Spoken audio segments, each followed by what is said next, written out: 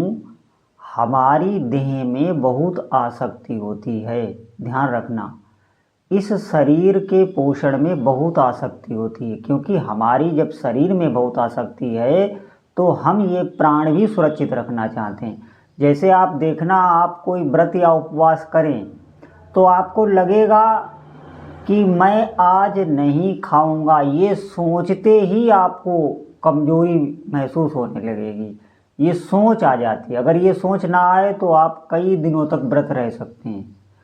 ये सोच इसलिए आती है कि हमारी प्राणों में आसक्ति है, और इसीलिए भगवान की सेवा पूजा को किसी भी आहार से पहले इसलिए जोड़ा जाता है कि आपके प्राण भी समर्पित हो जाएंगे। इस बात को हमारे साधक लोग समझ पा रहे होंगे।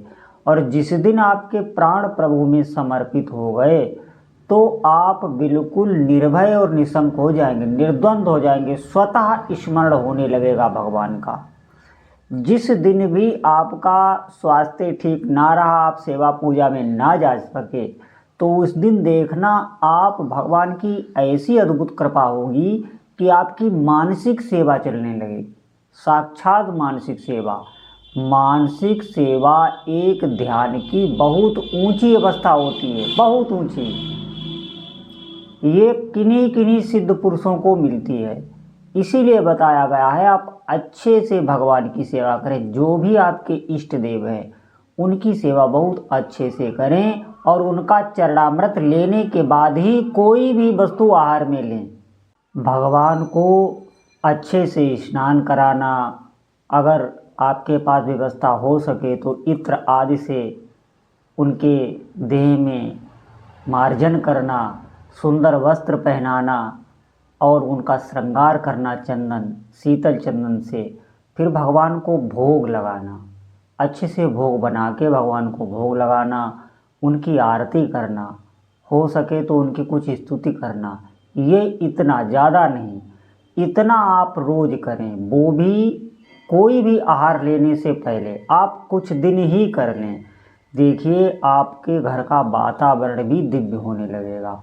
और फिर अधिक से अधिक जब भी आपको समय मिले तो उन्हीं इष्ट देव का नाम सुमिरते रहना। नाम जरूर, मैं आपको बता रहा हूँ, नाम अगर आपके पास नहीं है, आप जब नहीं कर रहे हैं तो कोई भी आराधना सेवा पूजा फलवती नहीं होती। निश्चित मानिए, नाम अंक होता है। जैसे आप एक लिख दें फिर जितने भी उसके आगे शून्य लगाते जाएं, ऐसे ही अगर आप नाम जप को आधार बनाए हुए हैं, फिर आप कोई भी सेवा कर रहे हैं, वो आपका फल बढ़ता चला जाता है। उसका कोई भी पार नहीं है, कोई बता नहीं सकता। लेकिन नाम जप नहीं है और सेवाएं पूजाएं हैं तो फिर इसमें संशय है।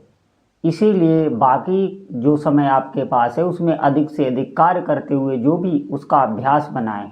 इसका अभ्यास बनाया जाता है। आप किसी भी कार्य में हो, आप नाम जप कर सकते हैं, बोल बोल के करें। इसमें कोई मतलब शर्माने की बात नहीं है कि हम झिझक में आ जाएं, हम किसी के आगे ऐसे बोल बोल के ना जपें, ऐसा नहीं है। भक्ति में शर्म नहीं करनी चाहिए, और कार्यों में जो गलत कार्य है उनमें शर्म होनी चाहिए। भक्ति में कभी भी शर्म नहीं होनी चाहिए। तिलक लगाने में, भगवान की कंठी माला पहनने में कभी भी शर्म नहीं करनी चाहिए। अगर आपने शर्म की तो ये एक अपराध होता है, और फिर आप भक्ति नहीं कर पाएंगे, आपको हटा दिया जाएगा मार्ग से। क्यों? आप में हिम्मत ही नहीं है। हिम्मत होनी चाहिए, कभी भी शर्म नहीं करनी चाहिए। तो अधिक से अधिक जब आप नाम जप करेंगे और ये सेवा जब करेंगे इस पद्धति से, तो आप देखना आपकी शरणागति प्रभु में होने लगेगी। स्वाभाविक ही उनका मानसिक चिंतन होने लगेगा सेवा का। आप मानसिक रूप से भगवान की सेवा कर रहे हैं।